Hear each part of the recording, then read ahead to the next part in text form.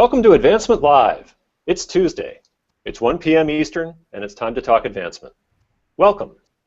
We broadcast on the Higher Ed Live Network, a product of ED Universe Media.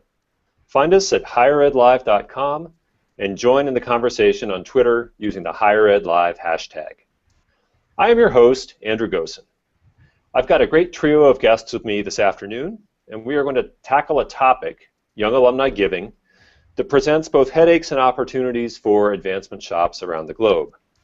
Before diving into these fairly deep waters, however, I want to give a shout out to our Advancement Live sponsors, iModules and Countermarch Systems. iModules is the leading constituent engagement management provider for educational institutions. iModules delivers an integrated online platform that transforms how institutions strengthen constituent relationships and achieve fundraising success. iModules has been with Advancement Live since we kicked off back in July, and we really appreciate the support. Today, Advancement Live also welcomes an additional sponsor in Countermarch Systems. From registration to check-in and participation, Countermarch Systems provide software that alumni and staff love to use. We build comprehensive, easy-to-use systems that handle the complexities of reunions and homecoming so that your staff are free to do the important work of alumni engagement. Our mobile apps provide a platform for alumni networking and social media connectivity before and after the event, and are integration ready for a seamless user experience. Find out more at countermarch.com/reunion. iModules and Countermarch, thank you for your support. And now, let's get on with today's show. Millennial donors, young alumni. Depending on who you ask, Millennials are either an entitled generation that can only tear its eyes away from smartphones when forced to do so by helicopter parents, or they're a web-savvy, entrepreneurial generation that is seeking to disrupt old business models and redefine social good via social entrepreneurship. As is always the case, there's probably some truth to both of these stereotypes, but broad generalizations are not always the best guide to get you where you want to be. There are some things about this generation that most people would likely agree on, however. They've been dealt a tough hand looking for work or looking to start their careers in a dismal economy and labor market. They're asking some questions, some directly and sometimes more indirectly, that complicate many of our assumptions about the relationship between colleges or universities and their alumni. And whether advancement professionals like it or not, the millennial generation's attitude towards giving matters because they are the pipeline. They are the ones who will make or break the capital campaigns of the mid-century.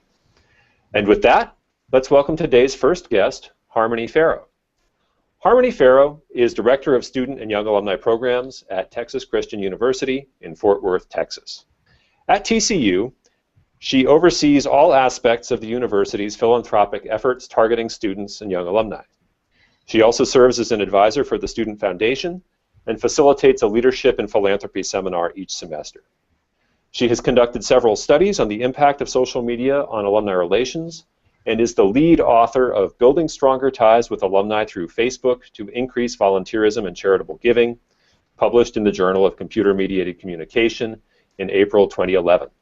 Harmonie, welcome to the show.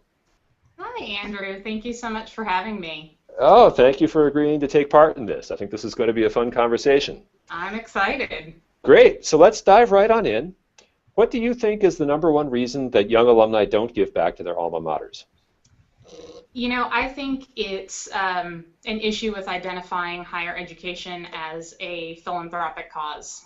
I think that a lot of people look at this generation and think that the rising costs of tuition, in addition to trying to find work in a very challenging economic climate, lead to a lack of willingness to give, which I do believe there's some truth to that idea. But the young alumni that I encounter on a regular basis are still going out with friends despite a large debt burden. I don't see Starbucks struggling to bring this population to their coffee houses. And according to the Millennial Impact Report from 2013, 85% of these millennials are giving to philanthropic causes. they're just not giving to higher education. So for us, the biggest challenge is really helping them to identify their alma mater as a philanthropic cause worth investing in. That's a bit of a challenge for us and a bit of a shock, because for so long we were the only game out there in the nonprofit sector that was aggressively targeting our young alumni. And it sure feels like the ground has shifted under our feet a little bit. There's a lot more competition out there, as you point out. So how is TCU addressing this particular challenge? For us, it's primarily coming through education, both for our young alumni once they've graduated, but we're also putting a really strong focus on educating them as students while we have them on campus. And we're working primarily through peer-to-peer volunteer structures. We've found that unlike, as you say, with some of these older generations where they identified with the institution, and if the institution asked them for money, they gave, our young alumni respond better to peers.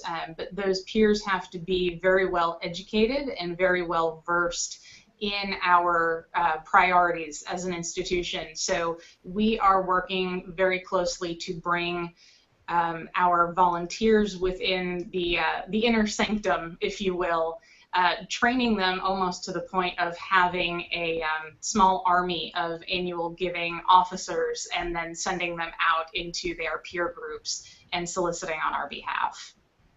And that seems to be working for you? It does. In fact, our young alumni participation has gone up steadily over the past 5 years. That's fantastic. And do you see giving among your volunteers in addition to the people who they're out training and soliciting and educating? Absolutely. When we recruit our volunteers, both on a young alumni basis and a student basis, it is made very clear to them that they are expected to give, and preferably giving at a leadership level. Nice. So it's not time, talent, or treasure. It's time, talent, and treasure. And treasure, yes, and absolutely. Treasure. But Excellent. Those are our volunteers in the giving office. Obviously, we have volunteers who work with our alumni relations office where the expectations are different, of course. Right. So let's tackle the chicken and egg question that's at the heart of many of the issues surrounding young alumni. What do you think comes first, giving or engagement? It's a great question. I think that certainly engagement can come after giving, but at least what we are seeing at TCU is getting people engaged first is more frequently leading to the giving part, which means that partnering with our alumni relations office is becoming increasingly more important. Our partners over in alumni relations are doing some fantastic work, bringing our alumni back to the university, trying to find the types of engagement, whether that's on campus or off campus or virtual, and reconnecting them with the university, with the people that are important to them, providing services like the career services that are so vital at this stage in their career development, and really bringing them to the institution, getting them close so that when it is time for us to ask, they're already feeling engaged and invested in the future of the university. And in terms of the structure of your two offices, is giving either a direct or an indirect goal of your alumni affairs colleagues? I would say it's I'm sorry. Oh no, well you got the gist of my question. Do they focus on that? Is this part of their metrics? Is this part of how they measure their success? Or are you sort of doing a division of labor scenario?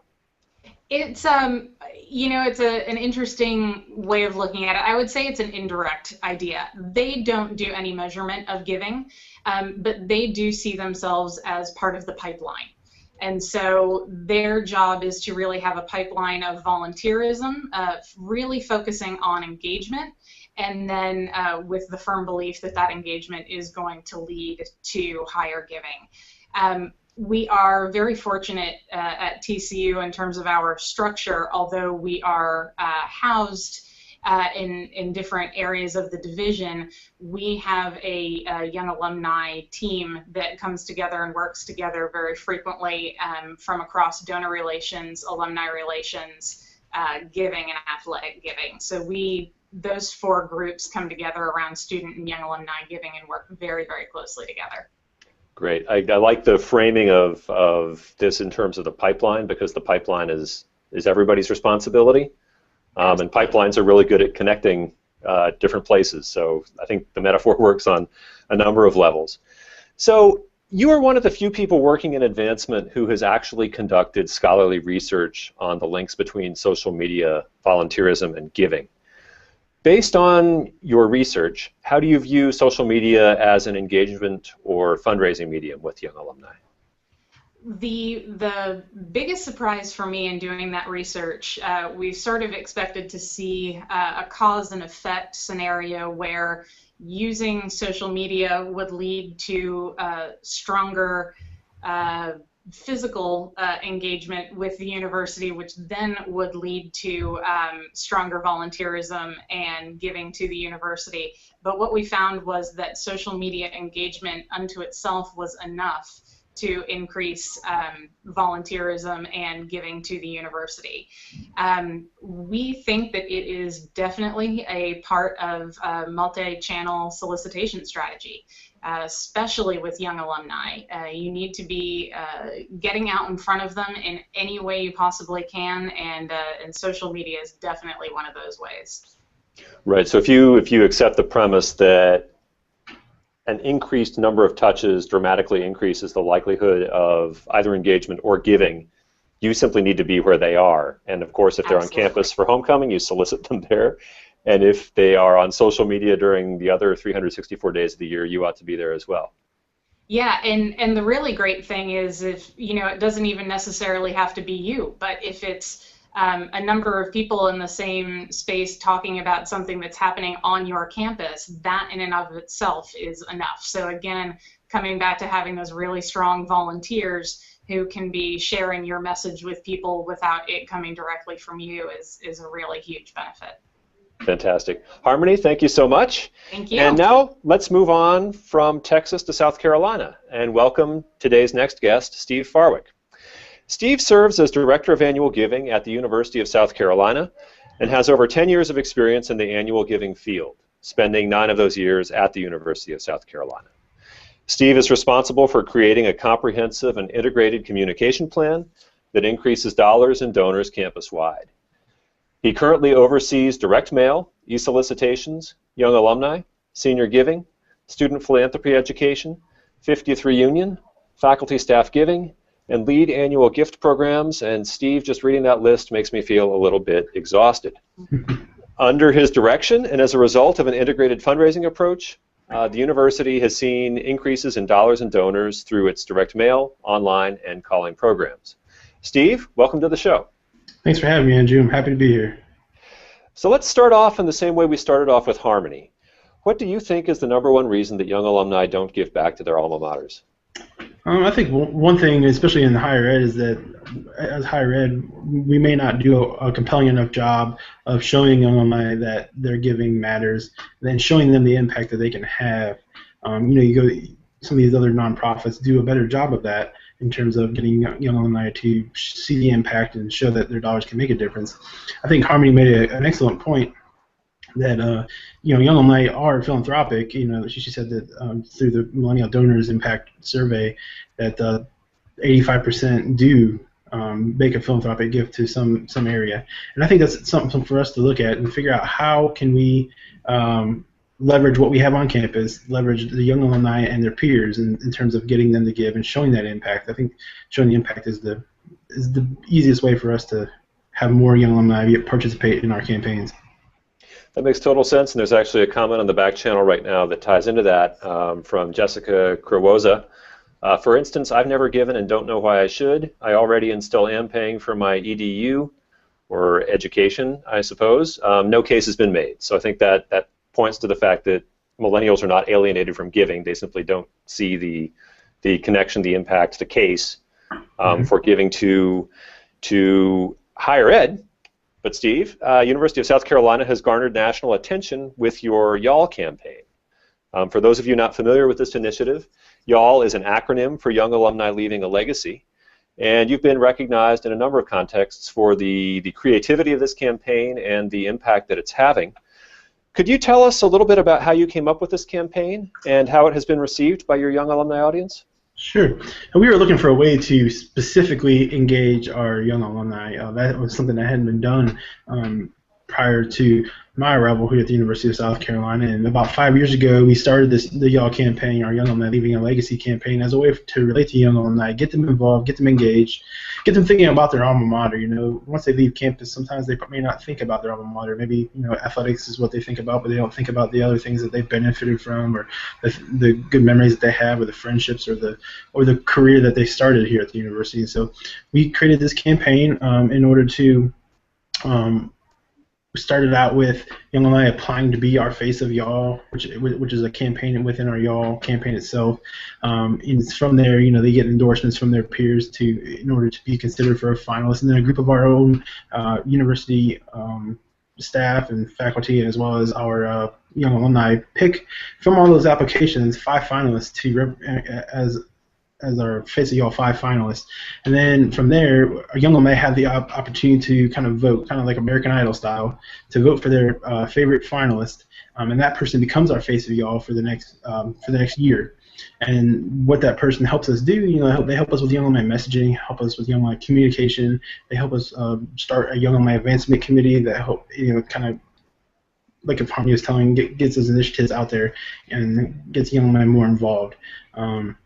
Since we started this campaign about 5 years ago, like TCU, our young alumni giving has increased each year, and we've seen that young alumni do enjoy talking about themselves. They enjoy, you know, sharing their good fortunes since they've graduated, and some things that they were involved with, and how proud they are to be Gamecocks. And so that's a great campaign for them to talk about themselves, get engaged with their alma mater, and also be able to help out. That's another thing we hear from our young alumni, is wanting to help and be a part of the university after they graduate.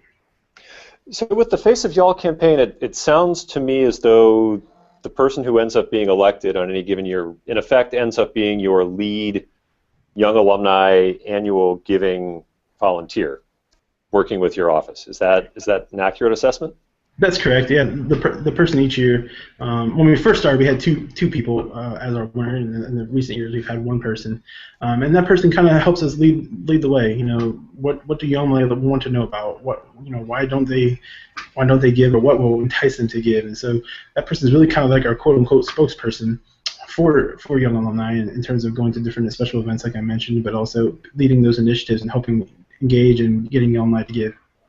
So combining the conversation that's taking place in the back channel with the point that you just made about the Face of YALL winner helping you understand how to make the case, what sorts of things are you hearing from the people who've been voted by their peers as the people who they want to fulfill this role? We're hearing, you know, people that they want. I'm trying to understand your question is that you want what young alumni want is what we're learning. Well, so you've got these volunteers who are helping advise you as to how to make the case for giving. Mm-hmm. And what are you hearing from the people who are in this capacity? What sort of insight are they giving to you about how best to make the case? Well, I think they want us to show direct impact. You know, how even if a young alum is giving $25, how's that $25 making a difference at the university? You know, is it helping research? Is it helping technology? Whatever it is, you know, being able to make that impact, and then also being able to report that back to the young alumni donors, saying, all right, thank you for your giving. These are the things that we are doing because of your generosity. Those kind of messages we're hearing a lot of, and trying to find ways to get those messages across to our young alumni, and in return, hopefully getting their giving.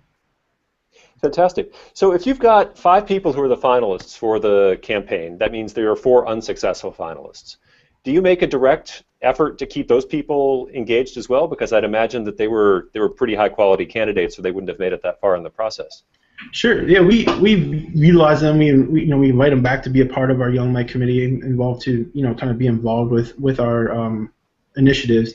With the Face of YALL, you learn a lot about who's very active on social media and who's not in terms of those 5 finalists, and we kind of hope to have some of them be our ambassadors on social media, you know, sharing and tweeting and, you know, those kind of things, in order to get the word out, because that peer-to-peer communication is so important. And how about keeping people whose one-year term has now expired? Do you make a concerted effort to keep them involved in in your efforts? It feels like they'd actually be a great leadership body for you to rely on.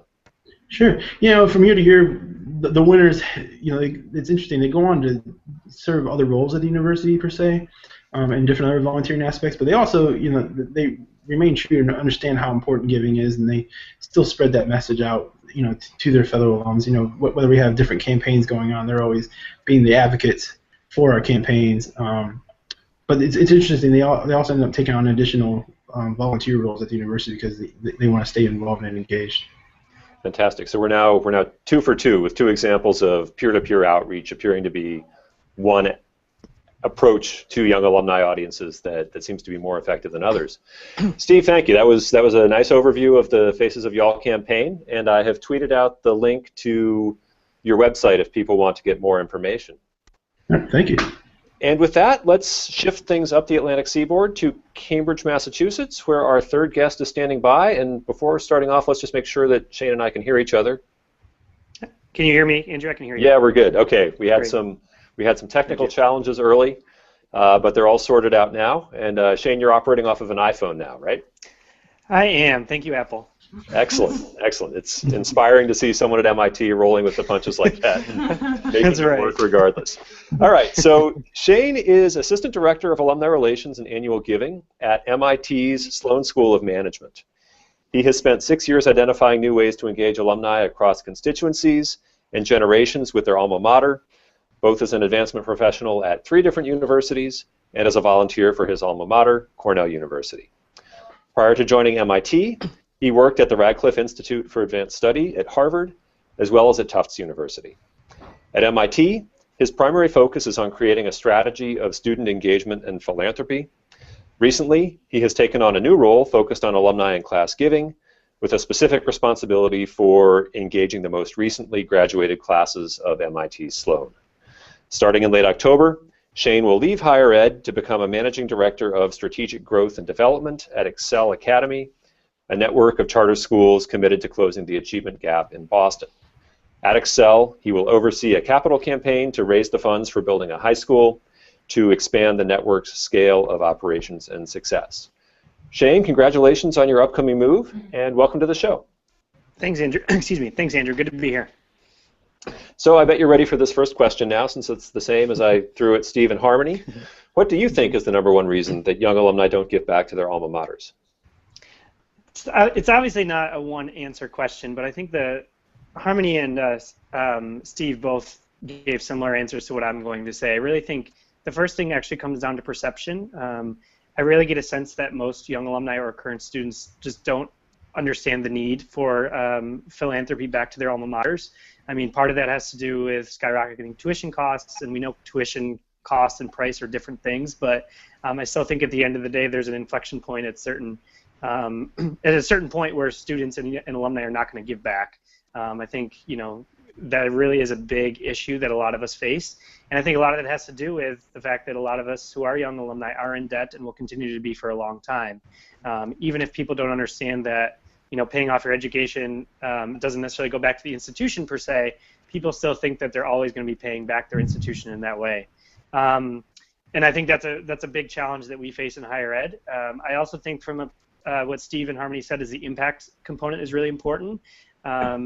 Again, with tuition being so expensive, but then, a lot of universities sitting, even if they're not sitting on unrestricted dollars to kind of do what they want, they still see big endowment figures, or again, that skyrocketing cost being a big challenge to them, thinking about how does their $25 really make a difference. So I really think those 2 elements hinder people from making gifts.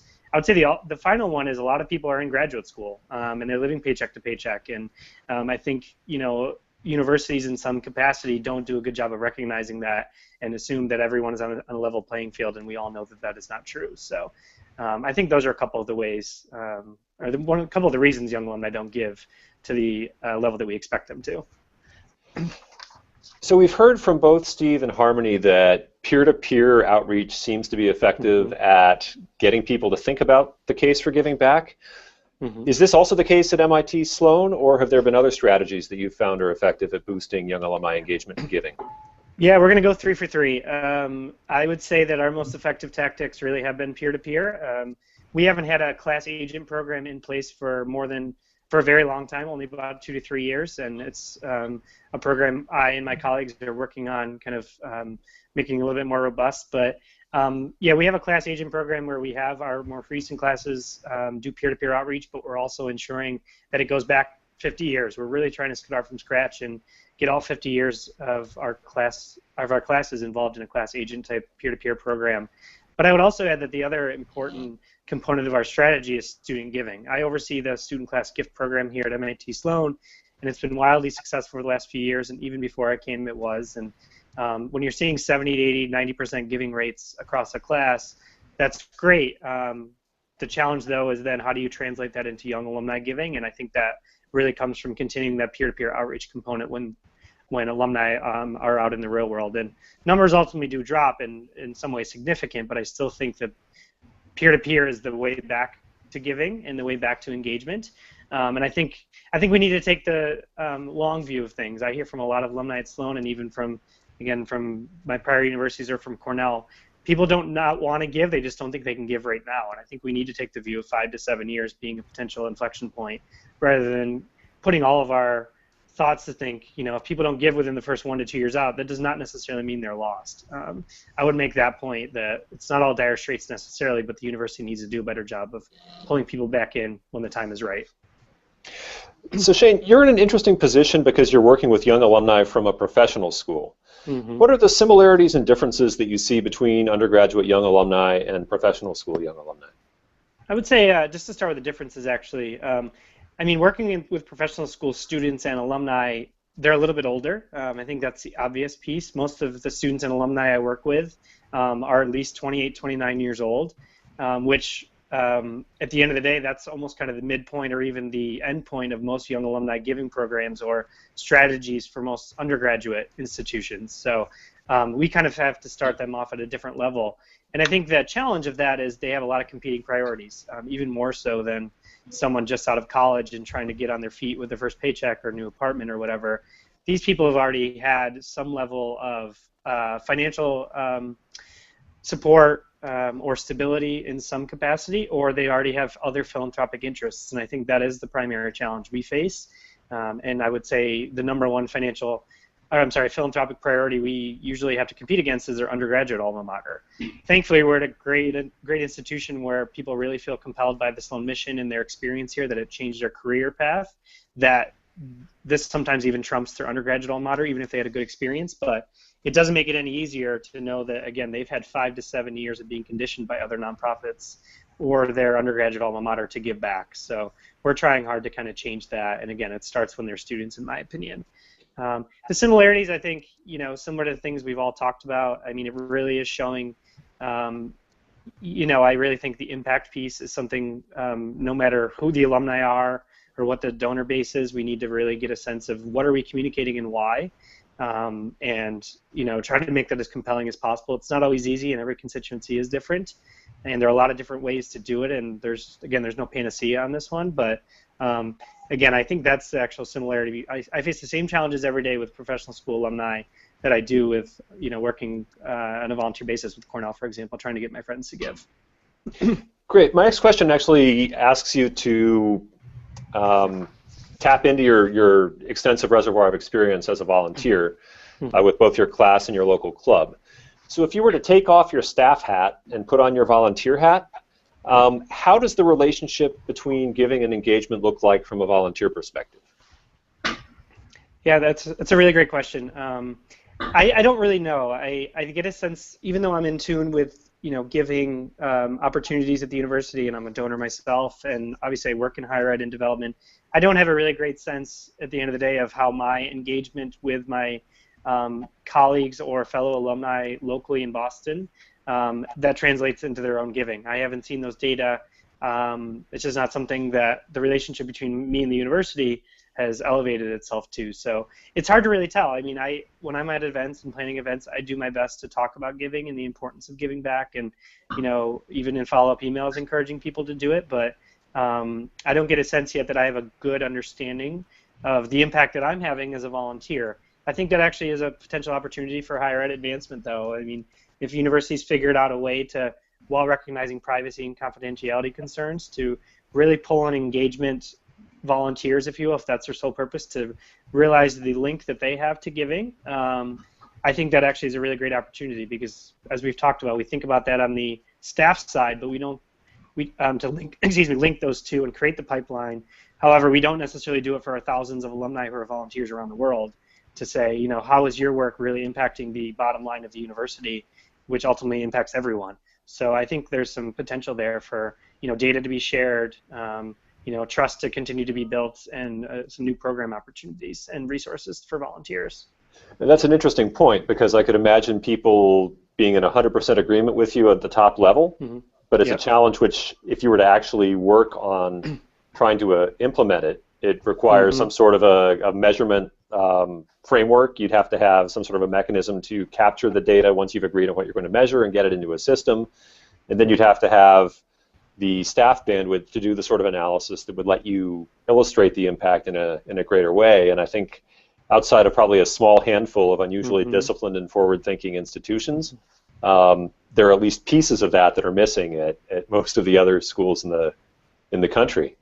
Yeah, I think you're absolutely right. It's total resource constraint challenge, and I definitely respect that. And I think, again, from a measurement perspective, I think we're all struggling with that from the alumni side. It's easy to measure giving for the most part, but we do know that our field is still, outside of a few institutions, having some challenges with actually measurement. And again, to then try to, you know, hand that out to alumni, again, I totally agree that there's some resource constraints, but if we can think about it, it might potentially have some value.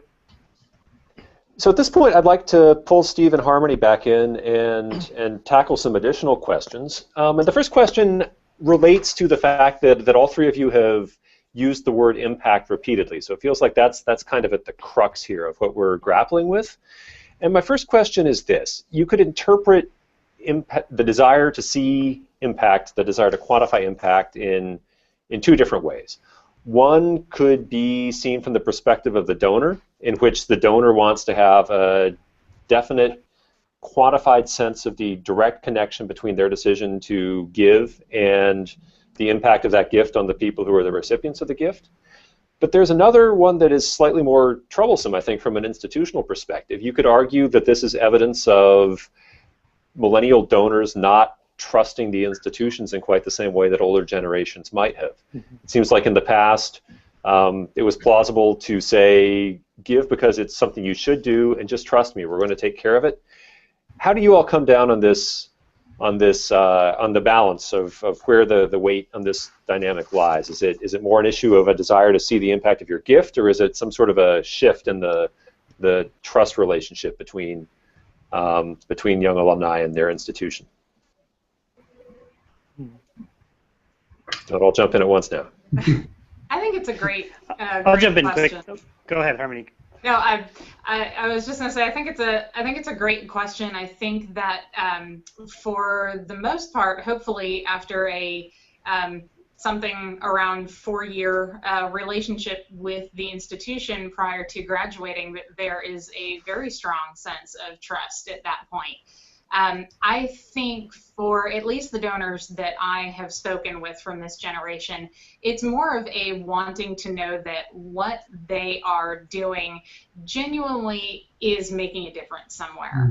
I think that especially in the days of, Charity Water is a great example where you can track your $5 donation to the exact well that was built in an African village to help that village. And so I think that is more where this question is coming from, and I think that it poses a really strong challenge for those of us who work in annual giving, where we are supporting the university's operating budget, and that becomes a very challenging place for us to meet both of those needs, both for unrestricted funds and to help our donors feel that they are truly making a difference and being able to share that impact. I know that we have found it to be very challenging, and we're trying to address it in multiple ways.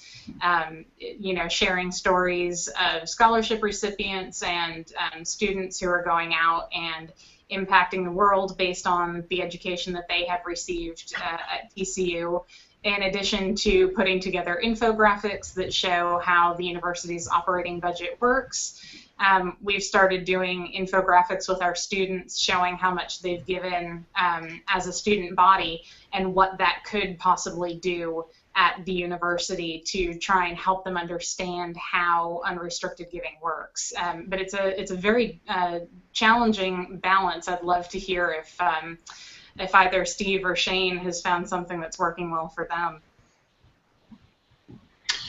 Harmony, I think you hit the nail on the head of some of the troubles that we're also having. Trying to find that, raise those unrestricted funds, but also showing the impact in a meaningful way that young alumni are going to be compelled to give.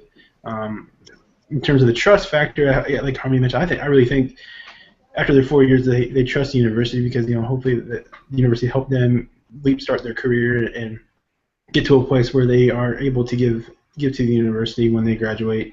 But I really think it's finding those ways within our own universities that the things that we need to have support for, but also reporting back to our young alumni donors that these are the things that we're doing with your dollars, and these things are important to the university, and they help make the student experience better, and then also help strengthen the value of degree. I think those are some of the things that young alumni would like to know about. They'd also like to know how valuable is their education. I've heard that they like to hear about the rankings sometimes in terms of different programs and different entities on campus, and so I think that's important to a limited extent.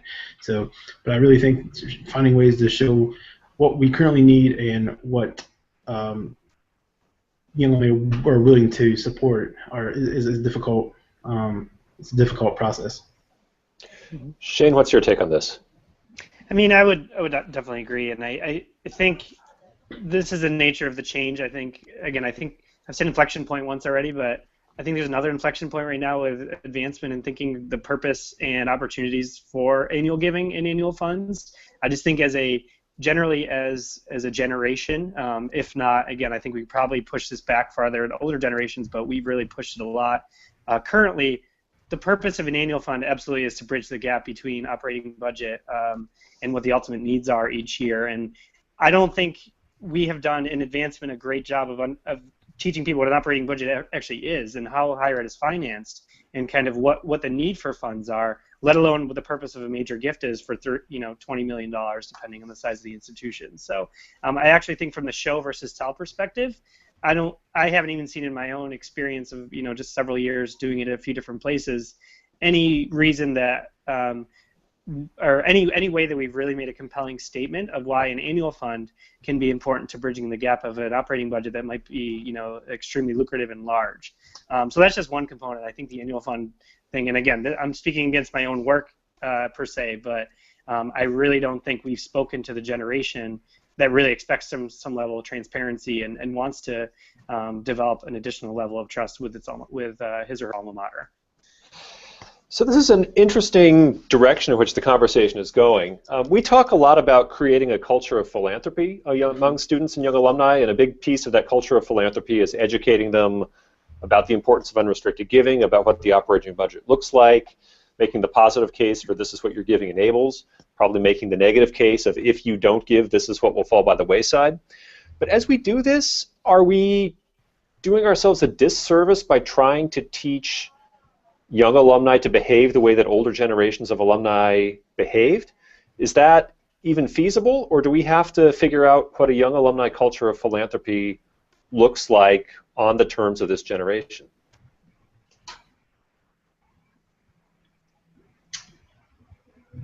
I think philanthropy education is important to enabling young alumni to give. I think we need to let them know how important it is. I think Shane made a good point in that we need to show how important our annual funds are and the operating budget, how it breaks out. Because I think the days of giving to a charity or giving to a cause just because you like the charity's mission may not be as strong as giving to a cause because you want to support a specific initiative within that charity. I think you're looking at the crowdfunding area just skyrocketing with Kickstarter and some of those other ones that where people are giving to specific causes. They're showing that, and if you look on a lot of those pages, they are educating their potential donors about how important these areas are and how it could be impactful to the community and to the world. So I think that's also a thing to look at is some of these other entities that are already showing the impact and educating their potential donors at the same time. I think that we can still have our young men think like donors are donors of the past, but we just need to do a better job of educating them, letting them know how important it is, and like I said before, showing that impact.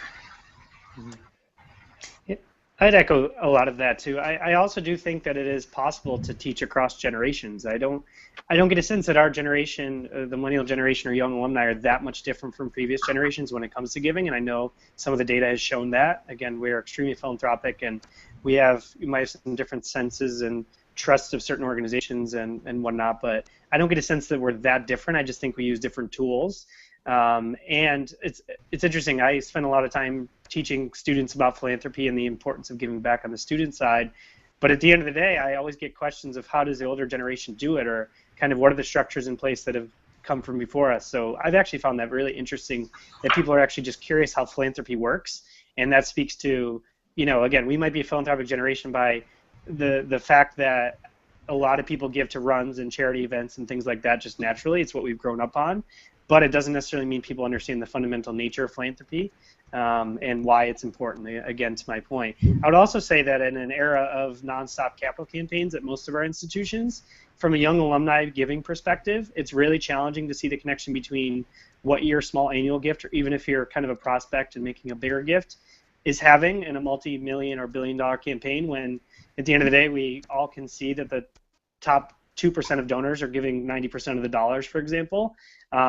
And I have a lot of friends who are like, I'm never going to get there. What's my purpose of this campaign? And it makes the argument of the collective impact a little bit more challenging when, at the end of the day, again, the university really only puts press releases out about the major donors, and that's what the media cares about, et cetera. So I would say, again, that's another perception challenge that I don't think higher ed has helped itself with. Harmonie, do you have anything to add to this particular topic? Yeah, I think where Steve and Shane are coming from is right on.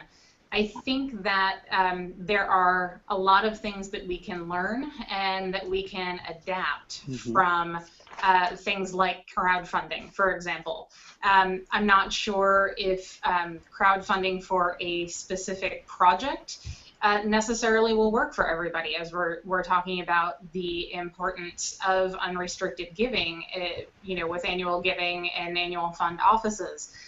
But does the tool work? I think Shane just mentioned using the tools. I mean, we do a 3-week Young Alumni Giving Challenge every year. So it's not necessarily to give to a specific area of the university, it's to give to the university at large, but it's to see if we can get a certain number of young alumni in a small time frame to give to TCU. And that's a tool that has proven very successful for us. I think one of the things that we are discovering both in my work with students and with young alumni is that there's nothing like a deadline.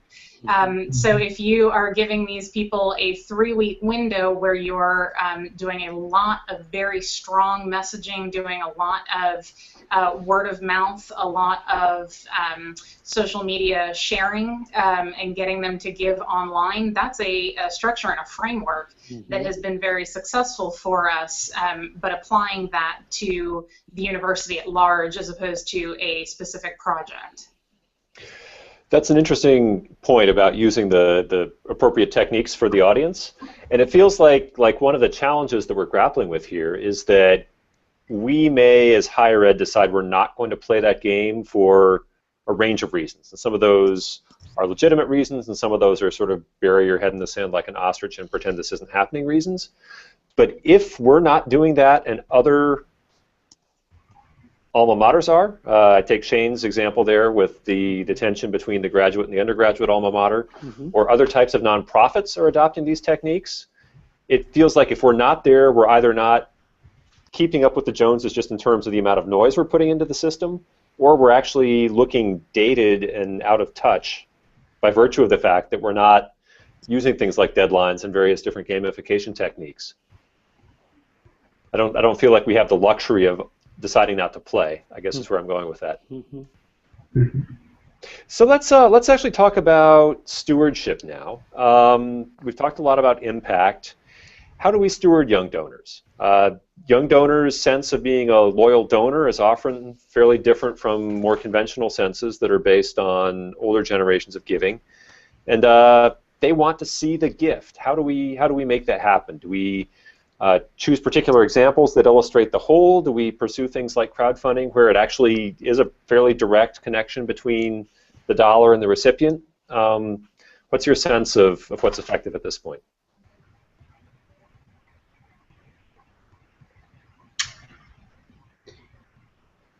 I think you could probably, you're gonna have to show the direct impact in terms of the direct gift. In my opinion, I think may show that they want to make an impact, they want to make a difference, but what is that difference exactly? If you could say you help support the General Scholarship Fund, or okay, if they get to the General Scholarship Fund, can we share stories of how students are benefiting from those scholarships, or can we show how many students received those scholarships and went on to do these great things at the university in terms of their classwork or research or whatever the case may be. But I really do think that showing specific impact is probably the best way to steward them, because I think they want to know exactly what they're supporting versus maybe something that's a little more general, a general thank you, or just a general thank you for supporting the university or supporting a particular unit or college. So I think showing the direct impact is the way to go. Yeah, I would certainly agree with what Steve just said. I think the impact is so important to let them know exactly what it is that their gift is doing. And I would take it one step further. We are trying to make sure that our young donors feel very appreciated for their gifts.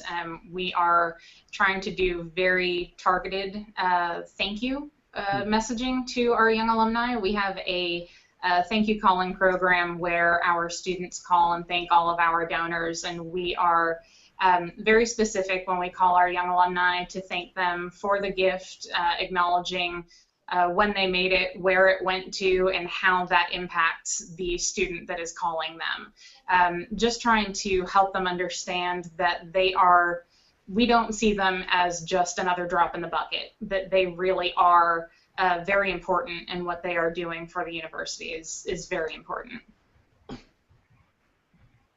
I would echo what everyone said. I agree tenfold. I think one of the challenges, and this isn't to sound dire or anything, that I think we all brought up earlier, is I think there's a transparency challenge that we all face in our work. I know I face that every day here at MIT Sloan. Is at the end of the day, you really don't have a good sense of where the money might be going, and that's not to say that the money's not having an impact, that you don't believe where it is going is in a good place.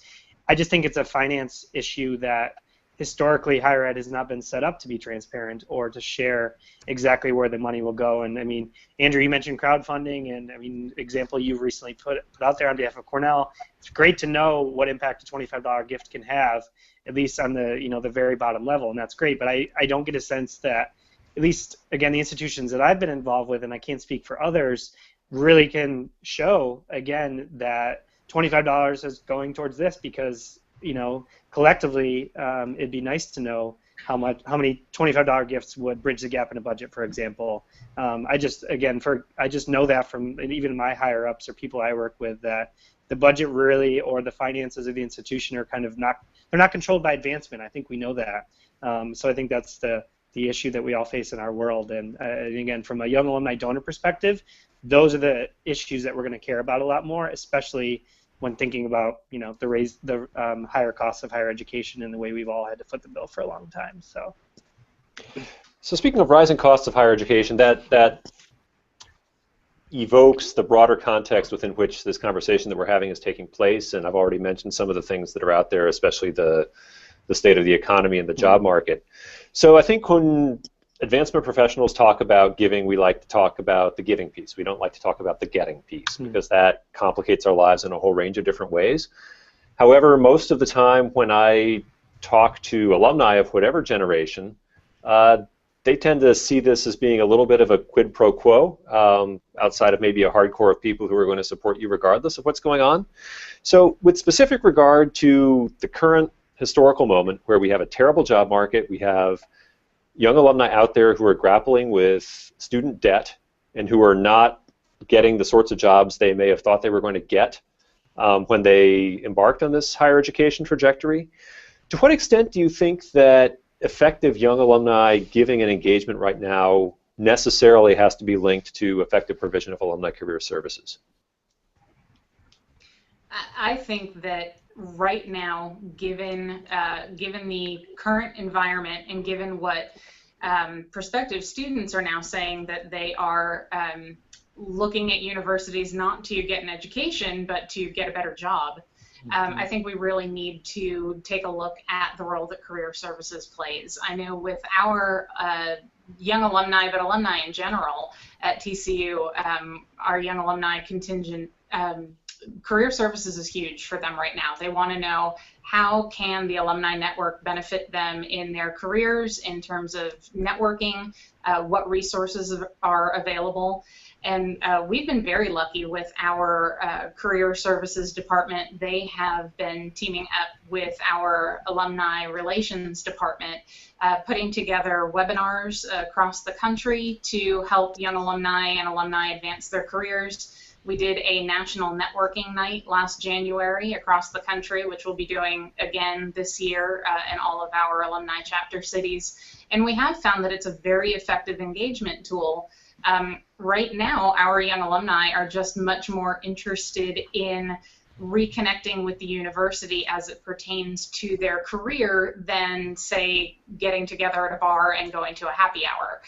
It's just not a meaningful interaction for them in the same way that something career-related is. Steve or Shane?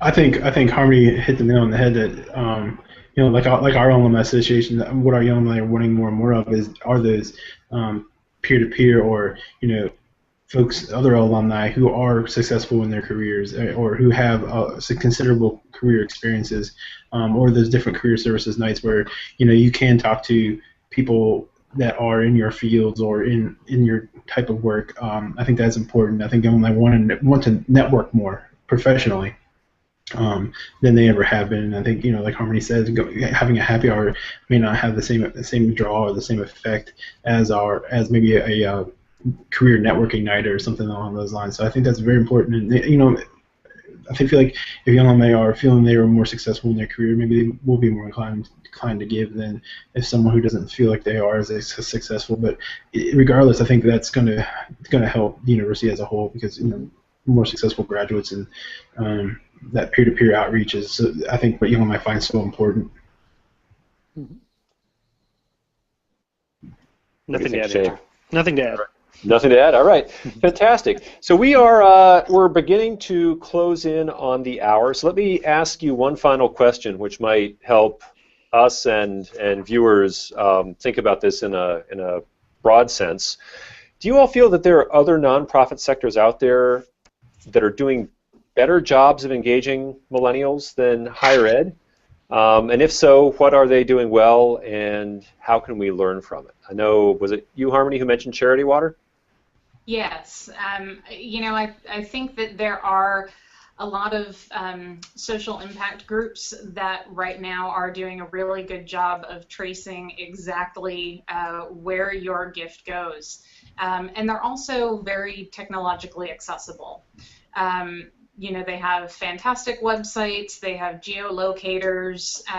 You know, I think that the ability to really engage these millennials where they are and help them to access you. I mean, and being accessible is really key for a lot of these philanthropic endeavors that are doing so well with this generation. Mm-hmm. Yeah, I would echo that, and the only ones I would add, I did mention this, and I mean, it might be a cop-out in some ways, but again, so many of us, and this is not just a Young Alumni thing anymore, but so many of us have given money to someone running a race or doing a bike ride or doing a walk, that I think even those models are things higher ed, with the exception of a few examples, I haven't seen many people even use that model in the same way. And I just even speak to the website, the actual giving status update, let alone any back-end processes that, or the type of event that's being held. So I would even think that that model should be adopted more than it has been in higher ed. And these are not new models. They're definitely 10, 15, 20, 30 years old.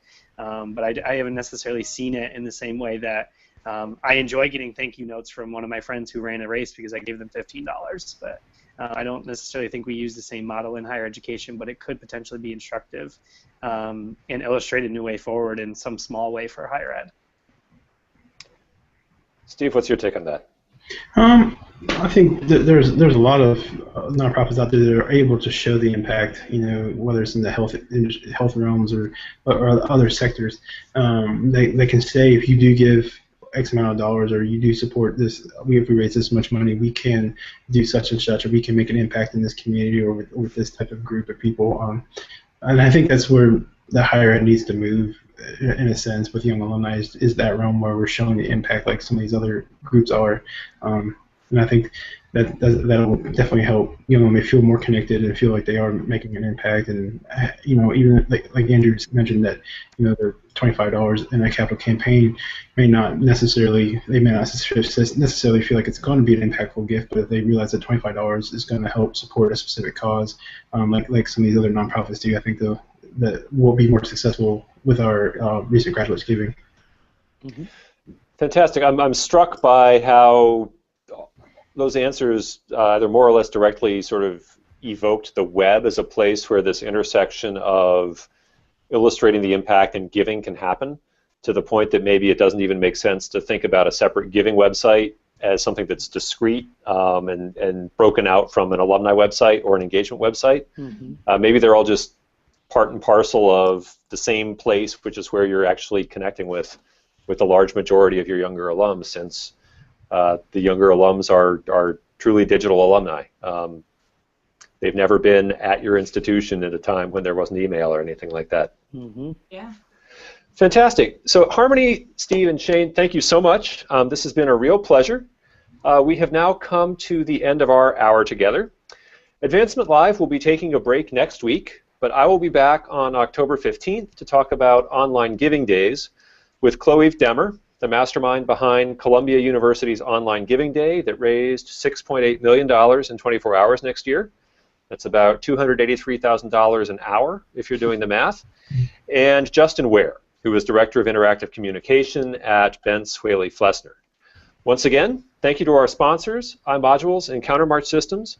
As always, you can watch more shows from Advancement Pros on the Advancement Live archive located at higheredlive.com. Thanks to everyone who tuned in live, and see you next time. Thanks once again to our guests. Thank you.